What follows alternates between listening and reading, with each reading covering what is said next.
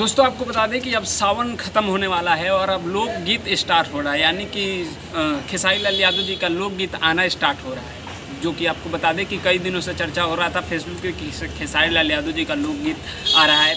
Finally एक लोकगीत आ रहा है जिस गाना का नाम है डबल खिड़की। दोस्तों ये गाना आ रहा है जिसमें खेसारी लाल यादव जी और शिल्पी राज बीट में गाई हैं और फिट में डांस की हैं रानी एक्टर, जो कि आम के सवाद में जो थी। और आम के सवाद जो गाना चल रहा है अभी भी चल रहा है, काफ़ी ज़बरदस्त वो सॉन्ग था। और अब आ रहा है फिर से लोकगीत सावन के बाद खेसारी लाल यादव जी का, जो कि सबसे पहले लिखे हैं लोकगीत आ रहा है जिसका लिखा हुआ अभिषेक भोजपुरिया, उनका नाम है अभिषेक भोजपुरिया, राइटर लिखे हैं। और इनका भी कई सारे गाने हैं जो कि लिखा हुआ हिट गाने हैं, तो उनका ही एक गाना आ रहा है।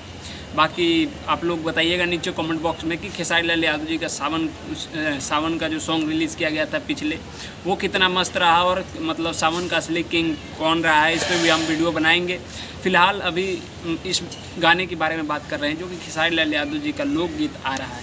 तो लोकगीत आना स्टार्ट हो चुका है खेसारी लाल यादव जी का।